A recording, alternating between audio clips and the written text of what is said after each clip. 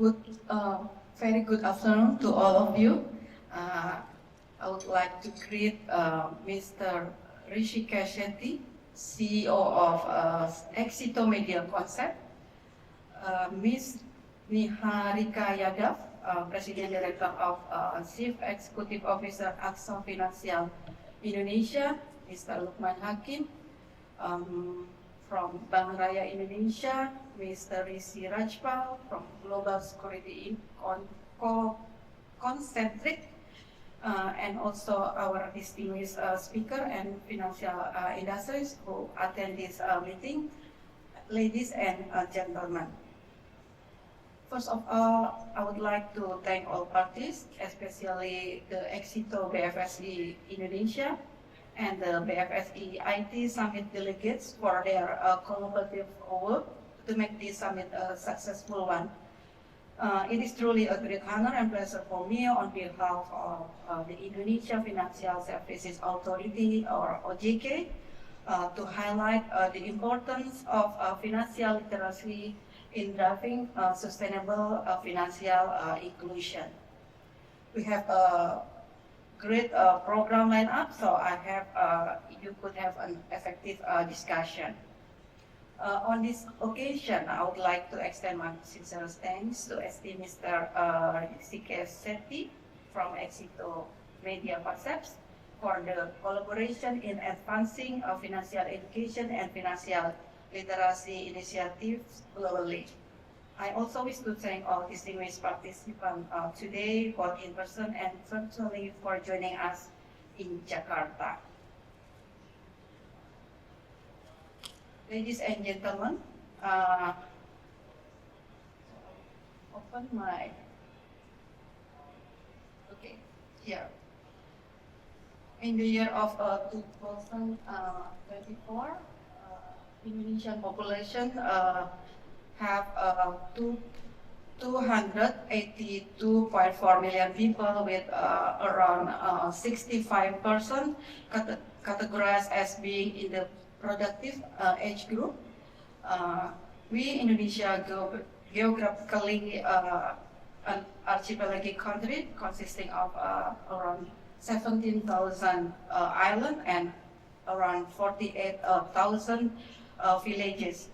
So in this digital era, the number of internet users in Indonesia has reached around 225.5 million, which account for around 79%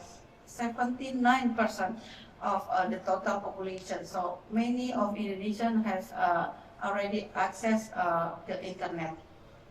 Despite this widespread internet access, Indonesia's digital literacy index remain moderate. Even according to the Indonesia Digital Literacy Index, the national score stands at 3.5 out of 5, with only 62% of the population considered digitally literate. It is lower compared to other the ASEAN average, which is in 70%.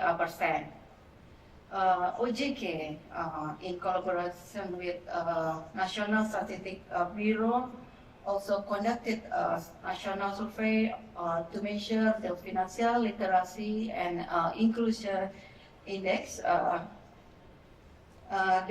The last result we conduct in 2025 shows a financial literacy index of 66% and a financial inclusion index of 80%.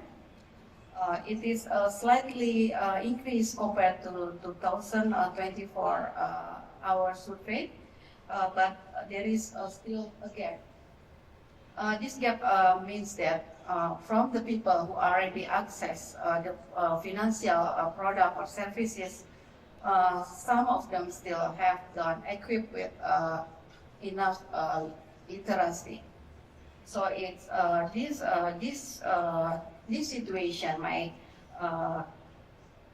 lead to serious issues such as vulnerability to scams or financial fraud, and also over-indebtedness, as we already know that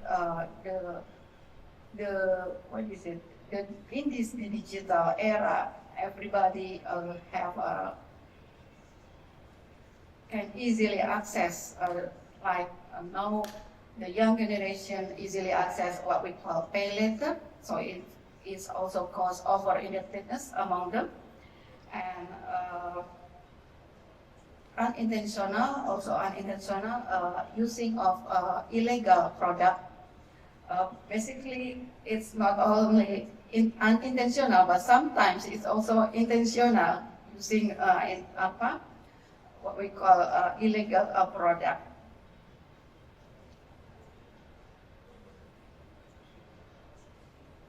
Next. So the urgency to enhance financial literacy and inclusion have been emphasized through the financial sector development and strengthening law. We call it Undang-Undang P2SK, and we also OJK has issued regulation number 22 in year of 2023.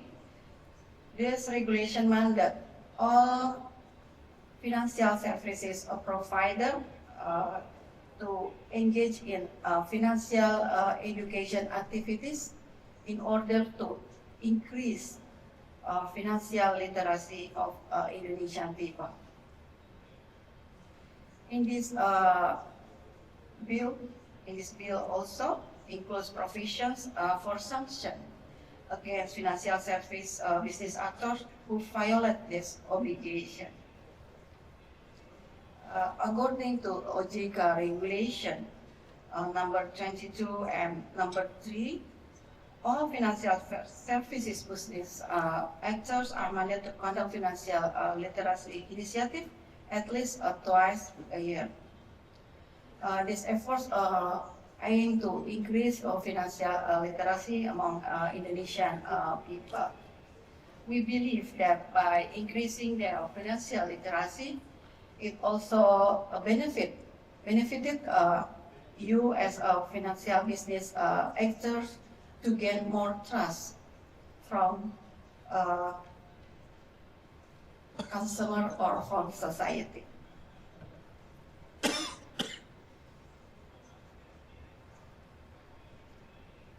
If we see here, many challenges are facing by our generation.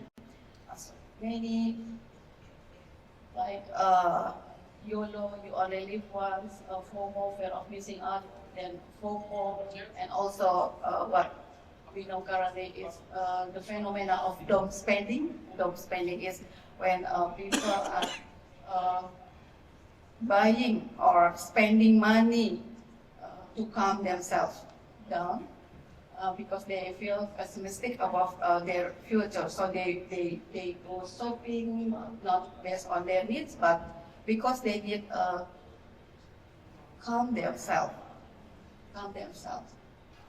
These many challenges in achieving sustainable financial inclusion, ranging from cybercrime and financial fraud to harmful spending habits, like we see in the screen.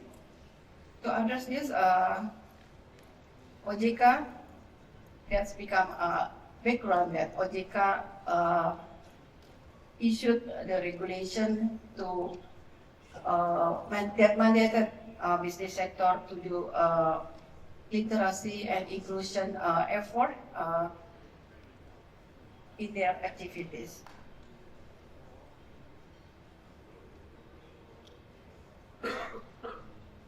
Ladies and gentlemen, OJK also strongly committed to strengthen financial literacy and promote financial inclusion, participation across a diverse demographic segment by initiating financial literacy initiative in Indonesia.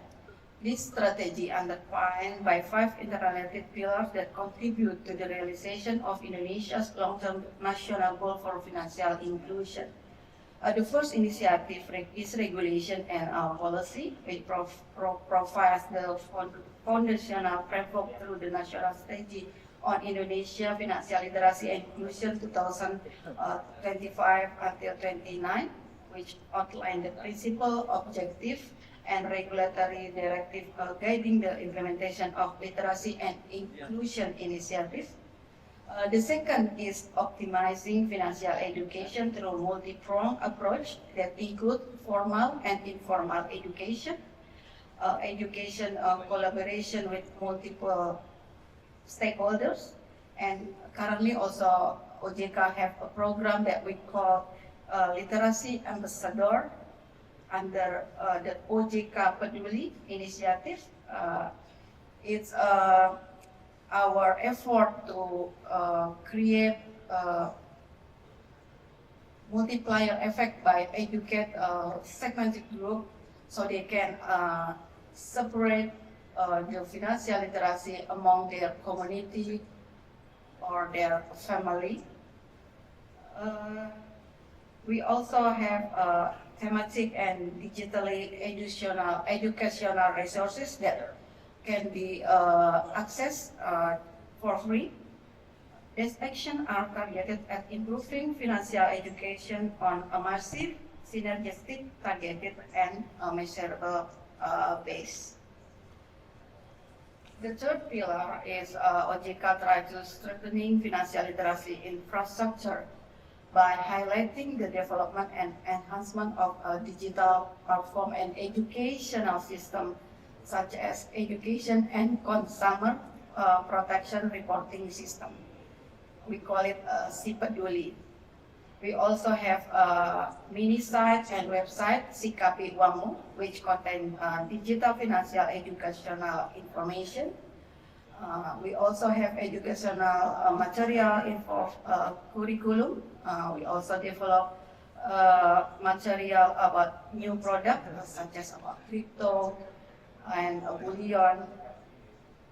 And we also conduct a national survey, as I mentioned before, about financial literacy and inclusion. And we also have financial literacy and education information card, or we stimulate. It's like a card for combined entertainment and education. So the card can go through many villages, so it's come closer to the community. This infrastructure enable efficient dissemination of information and continuous assessment of program outcomes. The fourth pillar is about accelerating the strategy of financial literacy through strategic alliances with key stakeholders, among other government, ministries and institutions, regional authorities, financial services institution, literacy working group, academic institution, community organization, and international partner. These alliances are critical in extending the reach and impact of the literacy initiative. And finally, the implementation of national campaign such as we call it Gencarkan, Gerakan Nasional Cerdas Keuangan, and we have a financial literacy month. We hold it during May to August. We started this year. It's a new program. And we also have financial market education webinar, or we call it Literasi Indonesia Terdepan, to deepening market retail investor. We also participate in Global Money Week. It's held on March, and World Investor Week in November. This public engagement effort aims to raise national awareness, foster behavioral change, and encourage active participation in the formal financial system. Collectively, this strategic framework reflects OJK commitment to building a financial literate and resilient society. It recognizes the financial inclusion cannot be fully achieved without parallel improvement in financial knowledge, attitudes, and behavior. And it integrates education, infrastructure, policy and partnership in a synergistic driver of inclusive and sustainable financial development.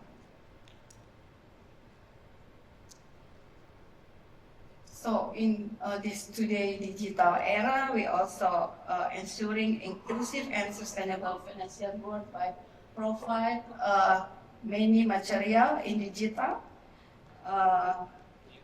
We have mini site Sikabi Wanmu, which can access by free. Then we also have a financial book for formal education from early childhood until tertiary student. Then we also have non-formal education ebook. This is like financial management for bridal pocketbook, then financial management in braille version for our vulnerable group, people with disabilities, and a practical book for retirees and professional segment. We also have a book about individual financial management, so people can learn how to manage their money by doing this. And we also publish magazine, we call it Consumer Education Magazine. It published every term, every 3 months. We also have media social, Instagram, TikTok, Facebook, and Twitter at Sikabi Wanmu at OJK Indonesia. If people have a problem with financial institution they use, or they have a question about a financial provider or anything about financial services, they can call OJK contact center at number 157, or just simply WhatsApp us at 010575 We also have Sikami Uang YouTube. Yes, there is 10 cartoon, so children are easy to study about financial literacy because it's like a short movie. And we also develop what we call platform to study, self-study. We call it LMSKU, that people can access for free. It's internet-based. People need to register first. This is we categorize into basic module, intermediate module, and also advanced. And we also, since last year, we equipped with a disability-friendly module, uses sign language to ensure accessibility for all learners. It's not complete yet, but we develop continuously.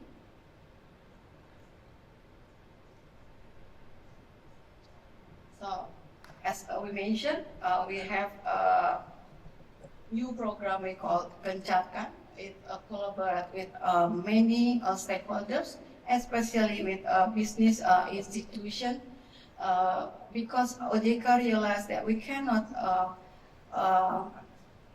educate all Indonesian people by ourselves. We need to collaborate with many stakeholders like industries, organizations, or communities, mass media, government, academic, all of you in here. We have many targets. 10 our priority target as in our national strategy of financial literacy, like this. And this is our heat map. So in Gencarkan, we request all financial services provider to conduct one education activity each month. It can be doing by direct education or digital education. So we hope by doing this, all people in Indonesia can have opportunity to financial education. Until now, so many already done by these business industries. Direct education already 15,000 activities reach out to 2 million more participants. So, ladies and gentlemen, I hope this summit will serve as a platform for meaningful insight, knowledge sharing, and cooperation. I encourage everyone to actively participate in this session, ask questions, and engage with our esteemed speaker. By the end of the summit, I am confident that we will leave with valuable insight that importance of financial literacy in driving sustainable financial inclusion in our respective regions. Literacy is a bridge from misery to hope. It's a tool for daily life in modern society. It is a bulwark against poverty and a building block of development. It is said by Mr. Ban Ki-moon, the Secretary General of the United Nations, 2007-2016. So without further ado, let me conclude my speech and wish you all the best. Thank you. Well, thank you so much once again, Ibu Halimantus Saia, as a deputy.